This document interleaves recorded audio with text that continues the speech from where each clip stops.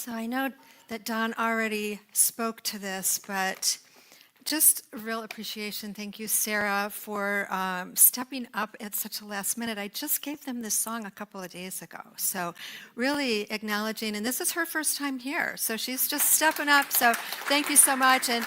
And thanks to Dom for, coming out of the back room, as Don said. And always thanks to Nora for the way she ties it all together.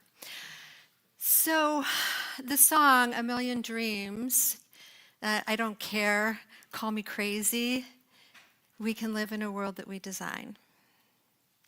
And it does sound a bit crazy in our current landscape, right?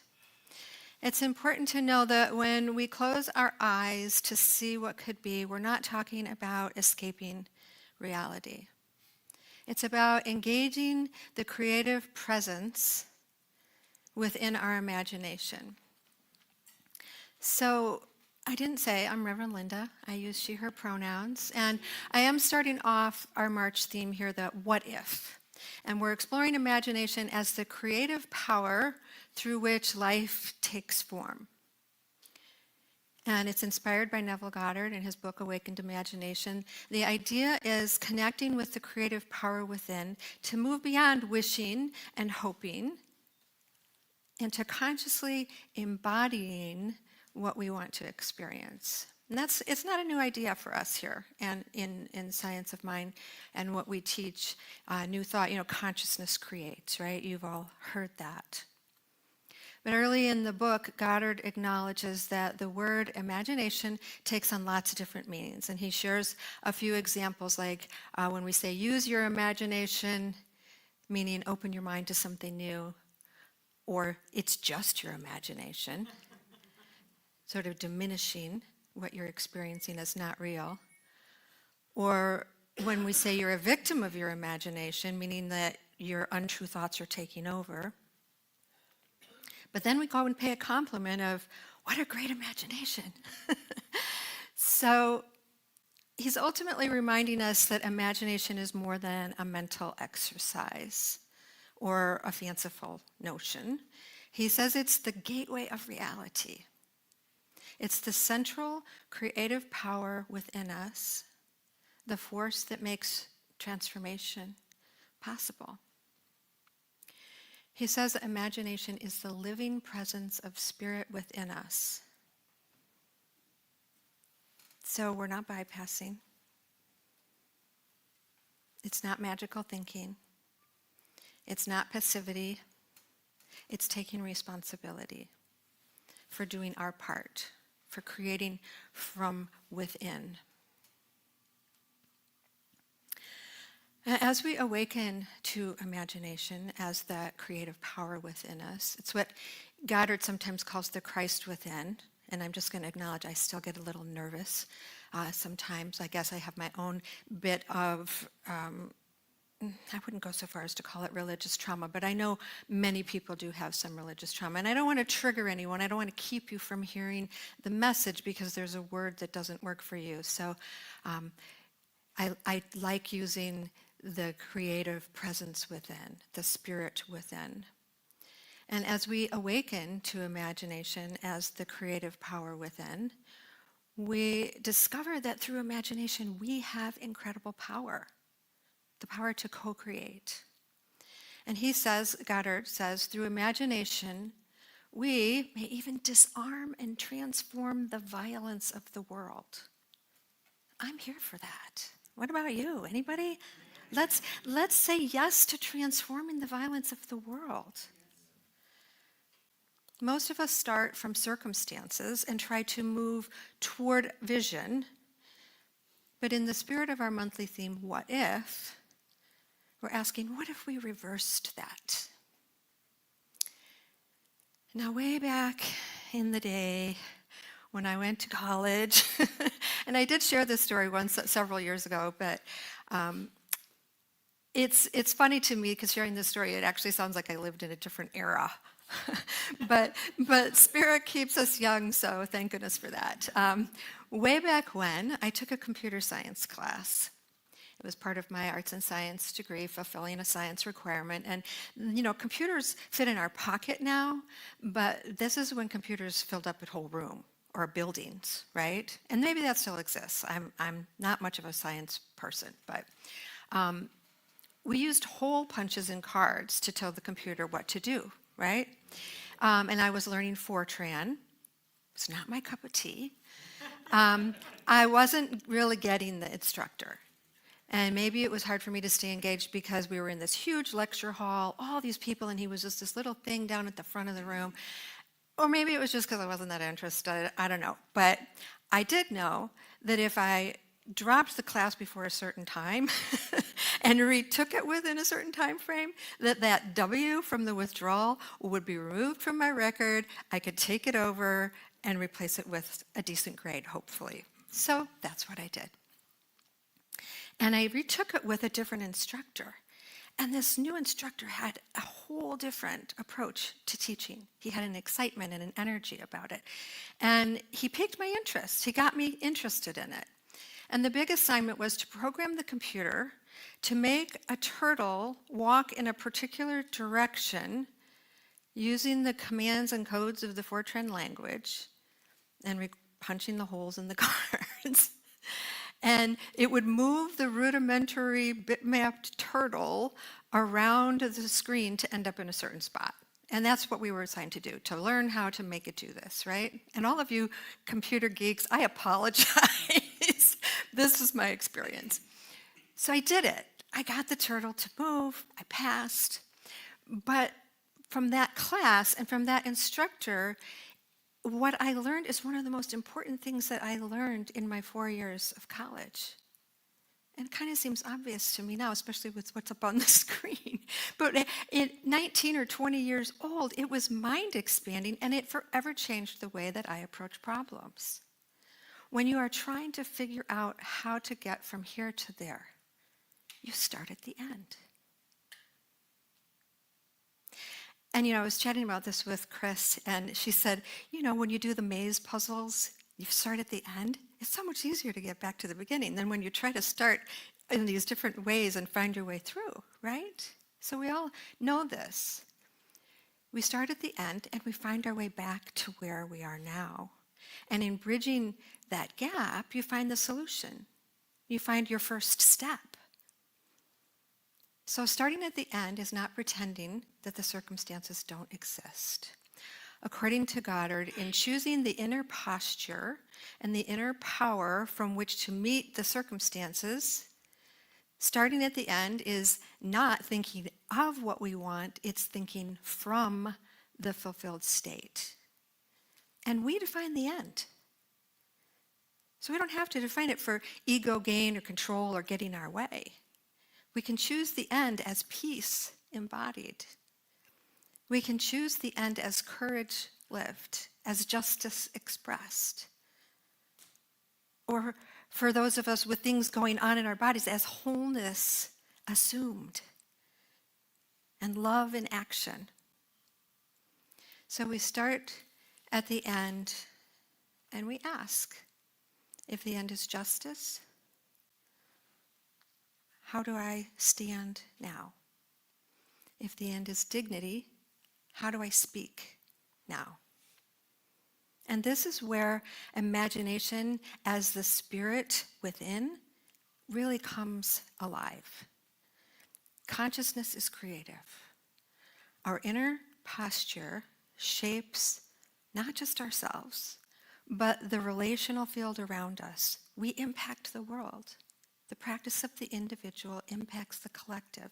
And when all of us come together in our practice, we really do make a difference. To start at the end is to consciously step into the desired experience. To feel and act from the end as reality now. Not waiting for circumstances to catch up. And in this practice, imagination is not escape. It is the conscious creative force shaping our inner stance and the life we're co-creating. So if you're thinking that this sounds like mindset work when the world is on fire, remember, if we come from fear, we build fear. If we come from scarcity, we reinforce scarcity. If we act from dehumanization, we deepen division. Reactivity only reproduces what it fights. When we come from dignity, we behave differently. When we come from wholeness, we speak differently. When we come from belonging, we organize differently. And this is not avoidance. We don't start at the end to escape the world. We start at the end to enter it differently and to create from it. So David Hawkins, you probably remember him, known for his research in consciousness and behavior with the map of the various states of consciousness. He positions imagination as a tool that can be used to either trap us in ego-driven constructs or to raise our consciousness toward higher states of reality. In simple terms, Hawkins explains it as being versus knowing about. He says realizing truth means being it, not just accumulating facts or opinions about it. He's inviting us to embody truth, to be truth. And as Goddard said, not thinking of what we want, thinking from the fulfilled state, from being it. Hawkins also said the world is not as it appears. It is as we hold it in consciousness. What we experience externally reflects what we have consented to internally. That means we've consented to it. We've agreed with it somehow. That holds us accountable. We are responsible for what's going on in our consciousness. We're in a time, place, experience where the collective consciousness and social constructs appear to be unraveling. Reacting to it from fear only creates more of it. It's uncomfortable, and it's scary, and it's an invitation. Starting at the end is a sacred interior action. As old systems are breaking down, if enough of us are doing our inner work, we can bring it back together in new ways. If what we experience out here mirrors what we've consented to in consciousness, then this moment is asking us to become conscious of our stance and to choose differently. And this is where we practice starting at the end.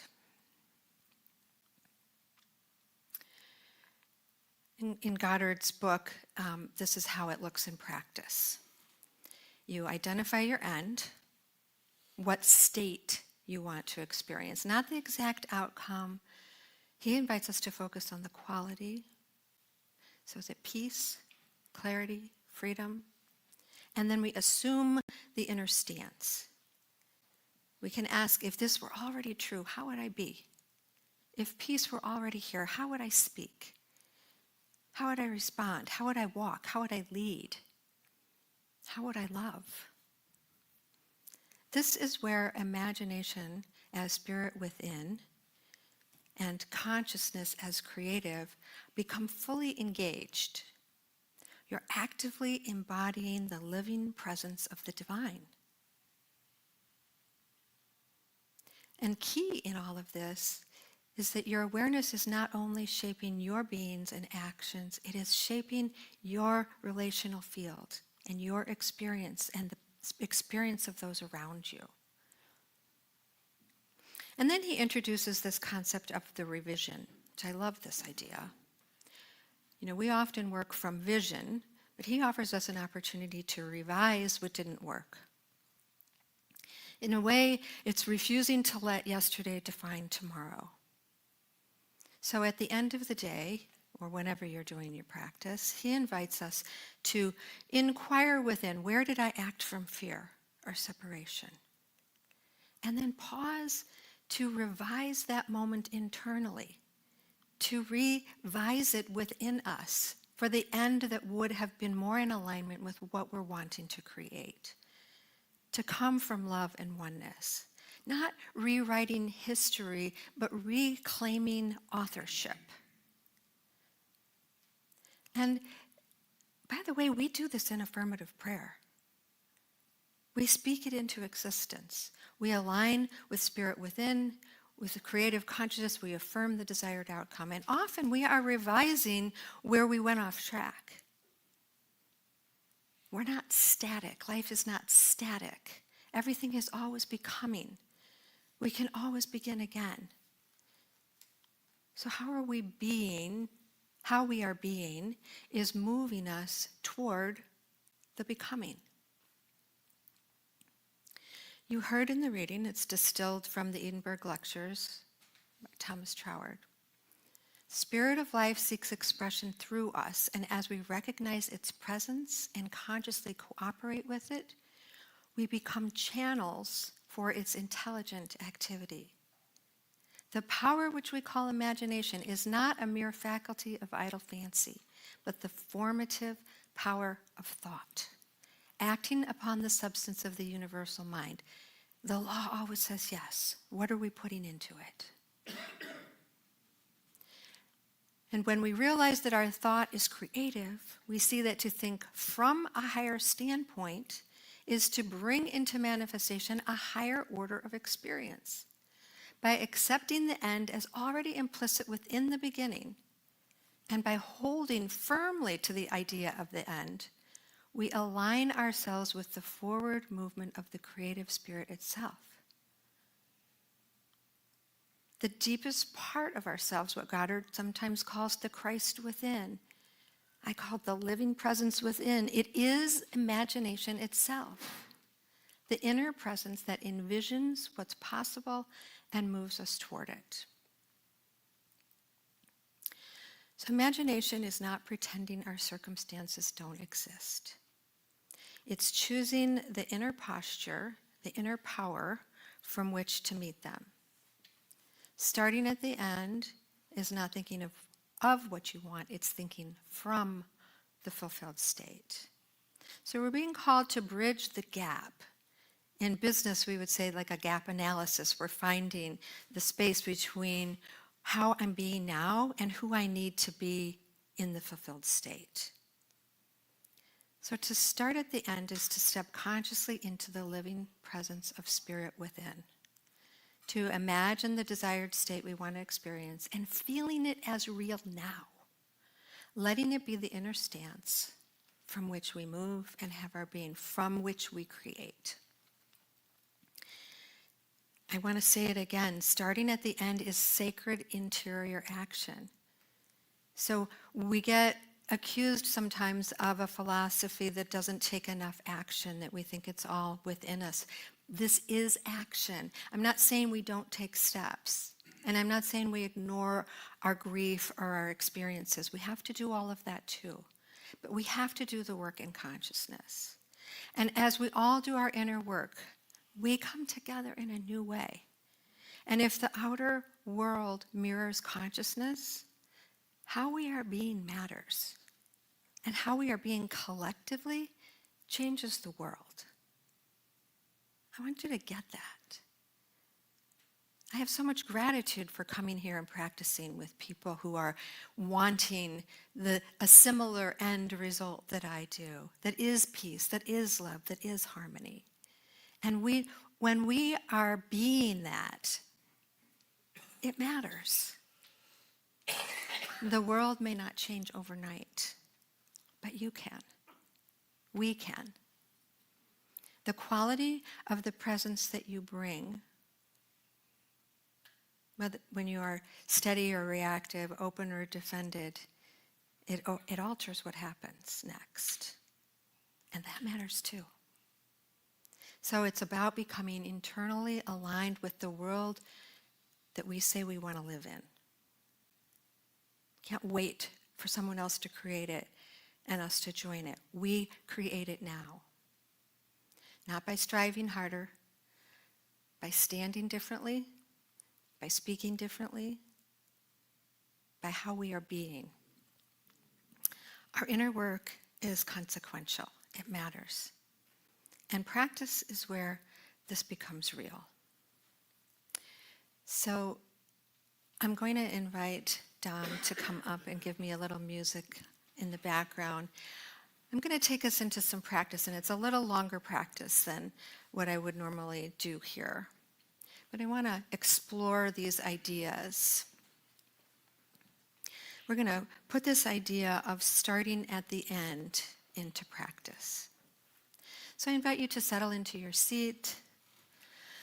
Assume a comfortable posture, whatever's comfortable for you, but feel the weight of your body in your seat, knowing that you are held and supported.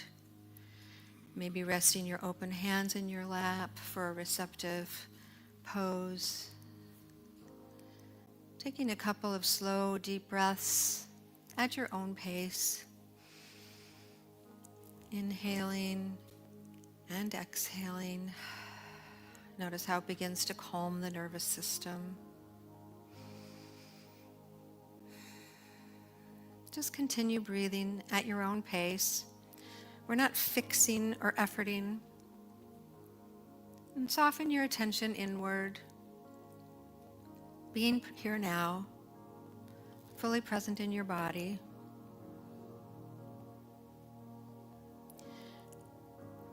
And take a moment to open yourself to the divine within in whatever way is natural for you.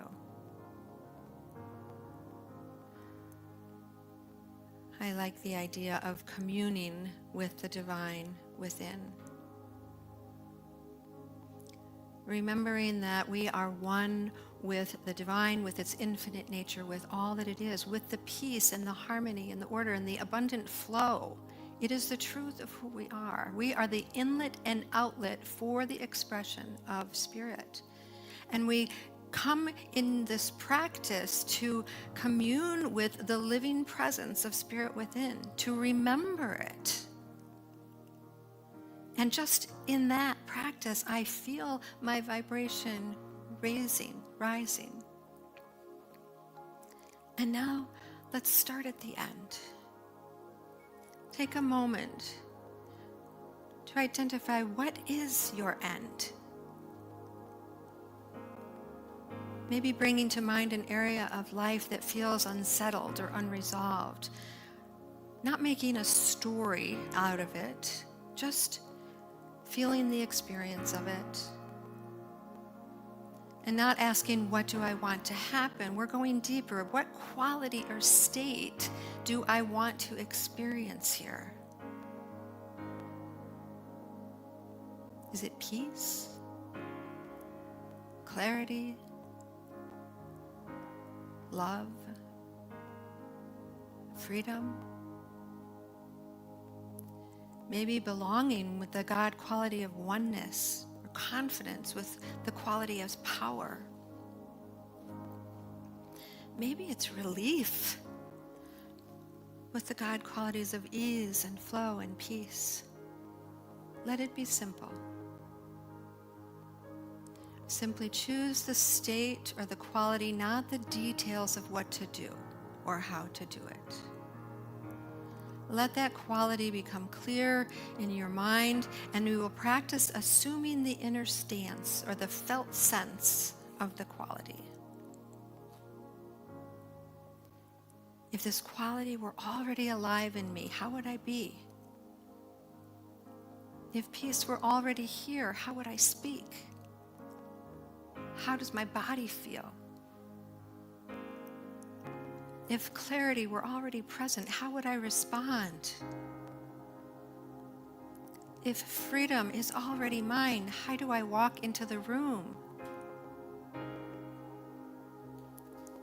Just begin to notice any subtle shifts in the body. Does your breath deepen? Does your spine shift?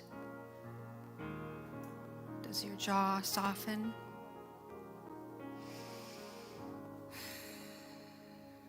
Just imagine lifting yourself into the high vibration of the quality or the state. Feel yourself embodying it. It's just a quiet internal shift. This is the practice. not trying to make something happen, just allowing yourself to stand in that state, feeling it as real now. And let us have that quality be the inner atmosphere from which we move,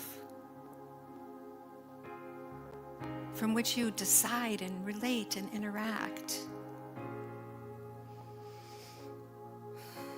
And stay here for a few more breaths.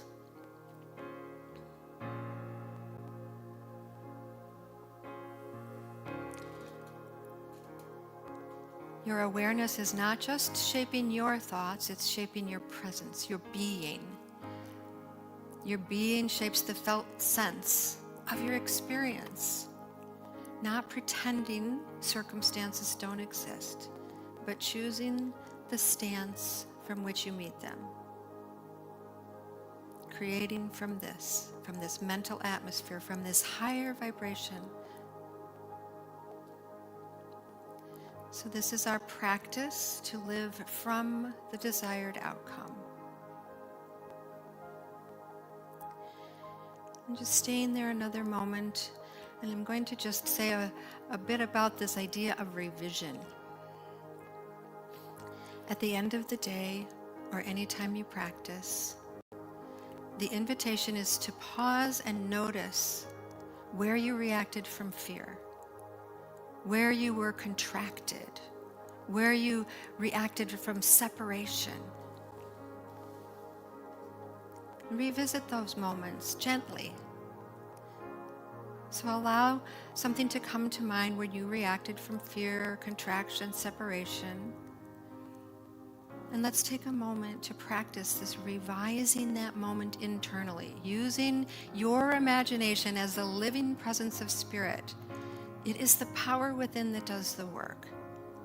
Imagine responding from the state or the quality that you chose a moment ago. How does it feel to come from love and oneness or peace or clarity, whatever your quality? Not denying what happened, but to refuse to let yesterday define tomorrow.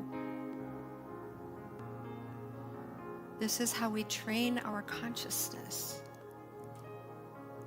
This is how starting at the end becomes a lived experience. Take another intentional breath. Let those chosen qualities settle in as something available now, and I'll close us out with prayer. I'm grateful for the conscious communing with Spirit, grateful for the amplified power of coming together in practice, grateful for the remembering of the living presence of Spirit within, working through the power of our imagination. As we align with the higher vibration of the desired state, the living presence within as imagination itself, the inner presence that envisions what's possible and moves us toward it, lifting ourselves out of the fear, out of the separation, to remember it is not the truth of who we are. We are one. We are already love. We are already peace. And we create from this. We bring these qualities into the world. As Goddard said, through imagination, we disarm and transform the violence of the world. I'm so grateful for the power of this practice, grateful for our collective practice changing the world, grateful that as the world is shifting and old constructs dismantling, that we are choosing to create it newly from this high consciousness, co-creating with the living power of Spirit within. So grateful that we are aligned here together. And if any part of this resonates with you as being true, please join me in affirming it as so by saying together, and so it is.